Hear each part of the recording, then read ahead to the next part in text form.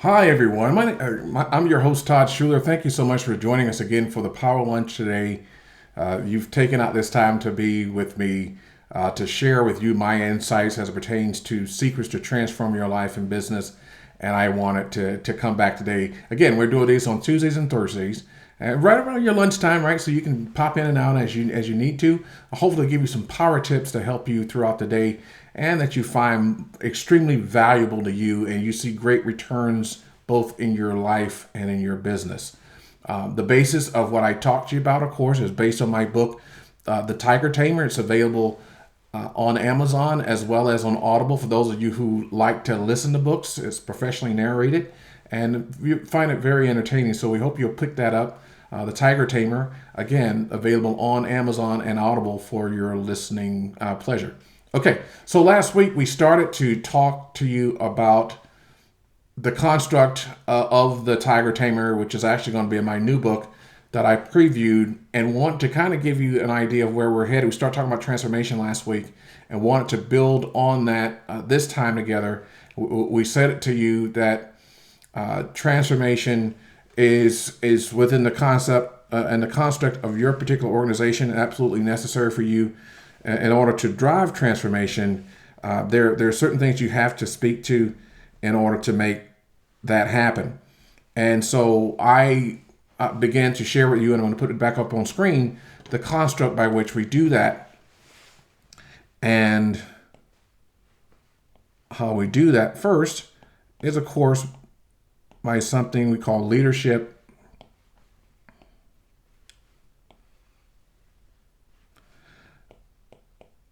and organizational health and execution, which of course is how we get things done. From that perspective, for today's talk, right, we want to focus on this area of leadership. As you know, right, when you start talking about leadership, it is absolutely critical that you, as the head of your organization, is driving your tiger, which is this thing of the tiger DNA, right? You are driving the organization from a perspective of the organizational health and from execution, but also you're doing it at the very heart of how your organization goes and rises in the marketplace is based on your leadership, and we want to make sure you understand that how critical that is. Again, this is not only just for for-profit organizations, this is also for not-for-profit organizations as well. Okay, so I introduced additionally a concept. I decomposed leadership as I saw it. So you start talking about the decomposition of leadership. I did so by looking at leadership in four areas: mindset,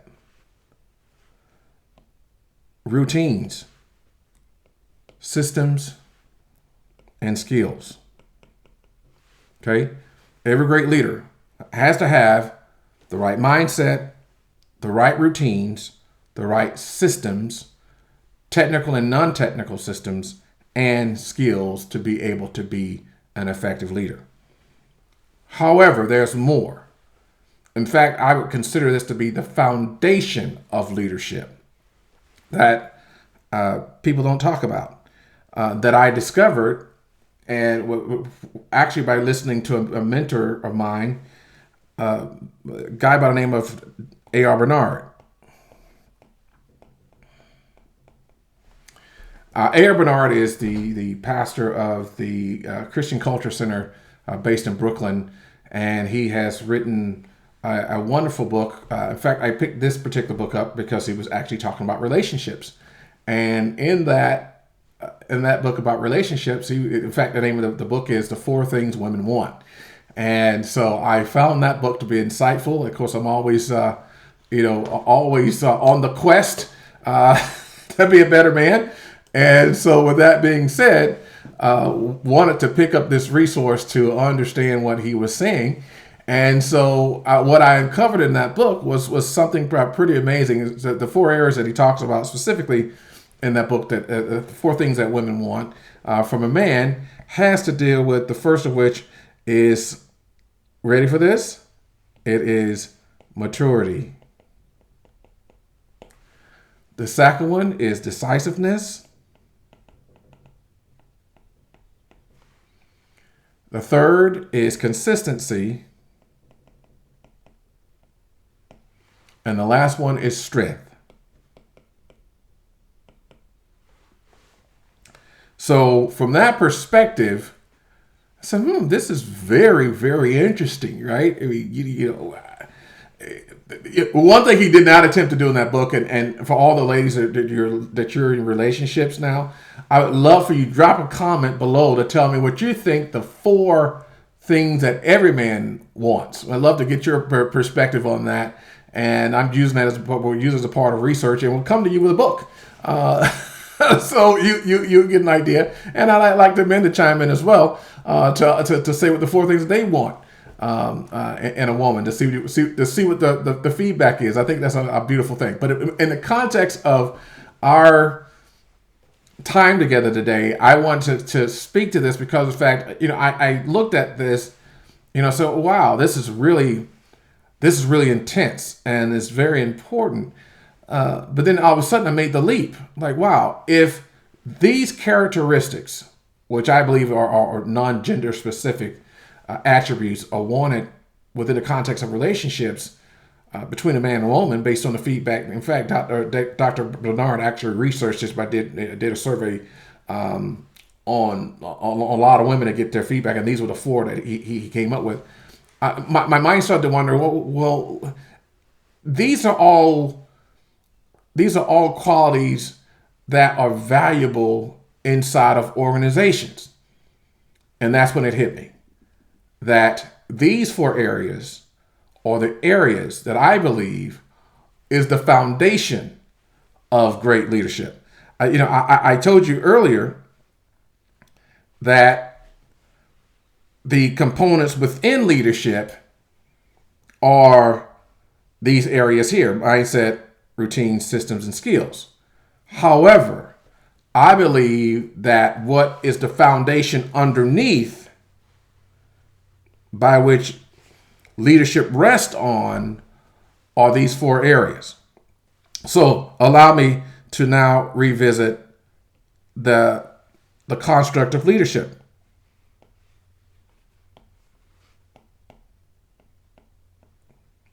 In that regard, now we can now look at it and say, okay,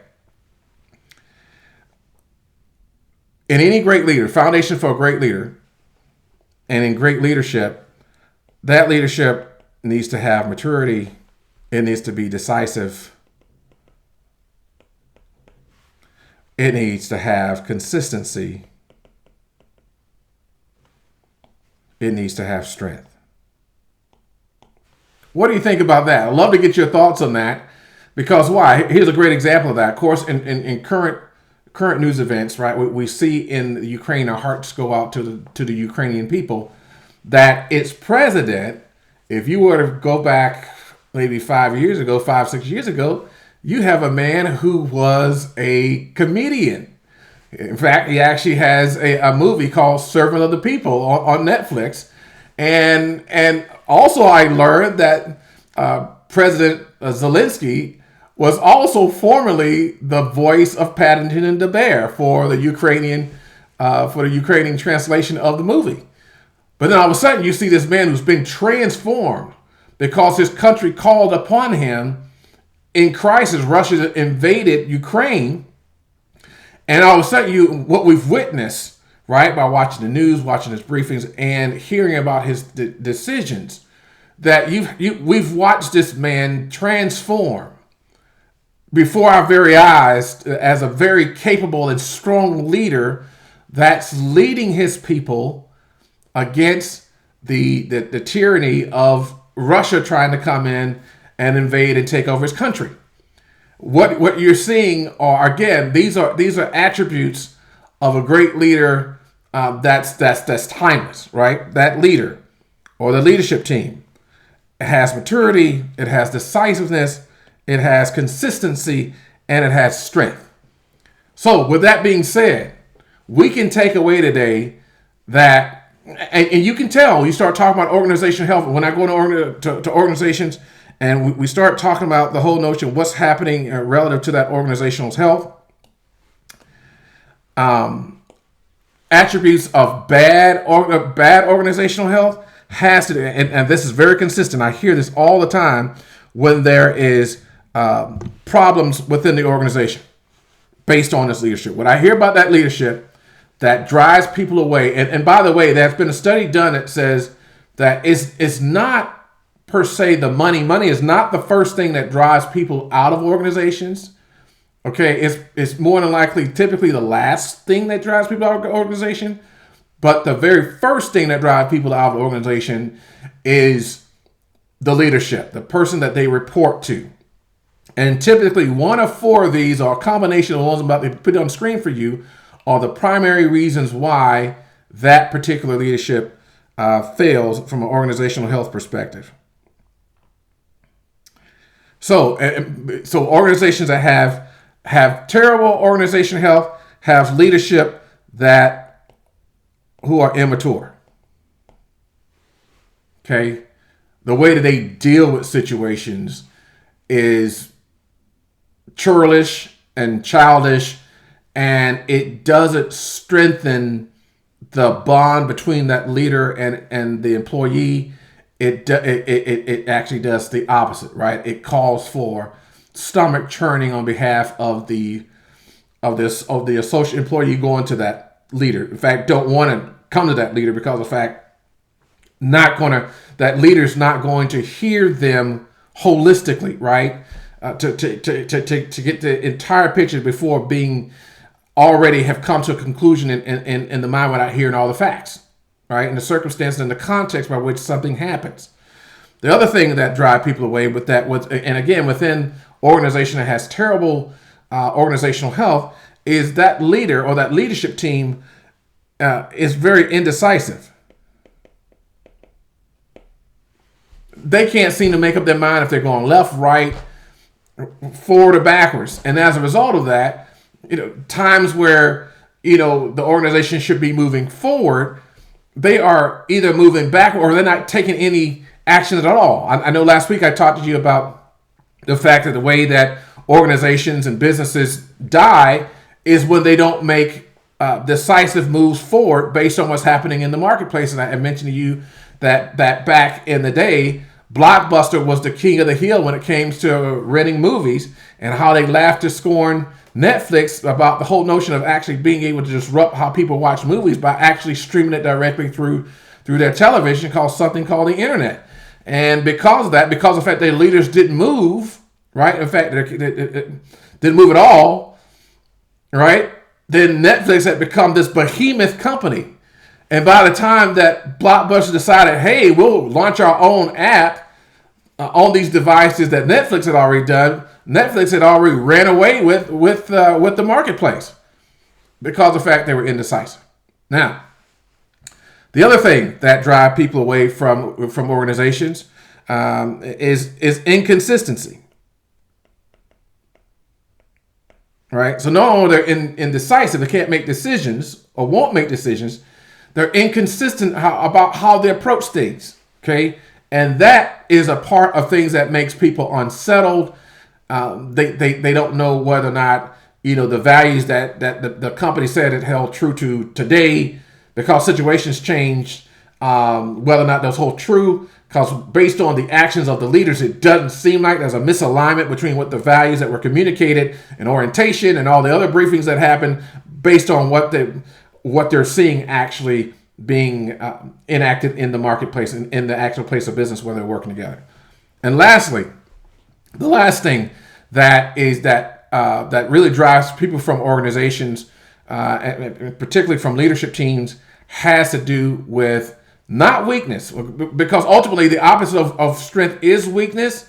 But people have a tendency to say, okay, we know our leader's weakness, and they have a way of compensating for that leader's weakness. Okay, that's okay. In fact, if that leader has done a good job of assembling a team, that team will fill gaps as they are allowed to do so by filling in those gaps of weakness. But something that's worse than weakness is something that I call bravado. Bravado is weakness posing as strength, right? The whole thing about the emperor has no clothes, right? Is you have a situation where the leader, instead of being transparent and vulnerable to his trusted team, in fact, he or she doesn't trust the team, which is the reason why you get the bravado, or they're so insecure within themselves, right? This whole thing about immaturity. In that that particular person comes to that leader with a situation, and knowing that it's not a strength of that leader, well, instead of that leader saying, "Hey, listen, this is not something I am, this is not one of my wheelhouse, but it is something that needs to be addressed," and invite that person who brought the problem to that leader to brainstorm and even bring the larger team in, that particular leader will make a rash decision just to make it seem like, well, I did something, and it wasn't anywhere near the strike zone that needed to be to even resolve the problem. In fact, it just exacerbated the problem. We saw a lot of that in our country during the COVID crisis, where the COVID thing could have been contained. However, you had immature stuff coming out of leadership, and all different agencies were all in array and at each other's throats. And as a result of that, from a public health crisis, you had people not being able to fully get on board on what the direction was to contain COVID. And now, instead of it being a pandemic and it just got handled, right, like polio did back in the 50s, it's now moved from being a pandemic to being endemic. That means that it's going to remain with us into the foreseeable future. And in fact, because of the fact that it hasn't been handled, in fact, I was literally just reading right before I came on with you today that in China, they're having a new outbreak of 50 million people with the new variant, a stealth variant of Omicron that's now emerged and erupt in China, which is already present here in the United States. But because of the fact that we've got our hands in our ears and we want to do things our way, by and large, those health warnings are being largely not being received and acted upon. But that all started because of the fact of how it initially was handled in the first place. Do you understand what I'm saying? So again, I presented to you the four things that strengthen an organizational construct based on the leadership being mature, based on that leader being mature, being decisive, being consistent, and being strong, and the four areas by which will degrade that leader's ability to get things done and be effective, and also ultimately the organization's ability to continue to exist. As John Maxwell says in his great book, The 21 Irrefutable Laws of Leadership, that everything rises and falls on leadership. So it's incumbent upon you and I to continue to foster the things and grow in the areas that will allow us to become more mature, more decisive, more consistent, and stronger and better over time. Well, listen, I've been your host, Todd Schuler. Thank you so much for joining me today for the Power Lunch. It's been my pleasure to be with you, and hope that you'll join us again on Tuesdays and Thursdays around the same time. If you missed this, if you joined me via YouTube today, please like and subscribe and leave a comment below if you have any questions at all. And the other thing I would say to you, you will see down below, you will see a link to my books where you can find them on Amazon. That's the Tiger Tamer book that I had on the screen earlier, that one right there. And if you would like for me to give you a 15-minute, take advantage of my free 15-minute consult to hear what you have going on in your organization and how we can perhaps help, also feel free to drop me a DM below and we'll reach out to you as soon as possible. Again, thank you so much for joining me today for the Power Lunch. It's been my pleasure to be with you. Again, I've been your host, Todd Schuler. Thank you so much, and we'll see you again next time. Bye-bye.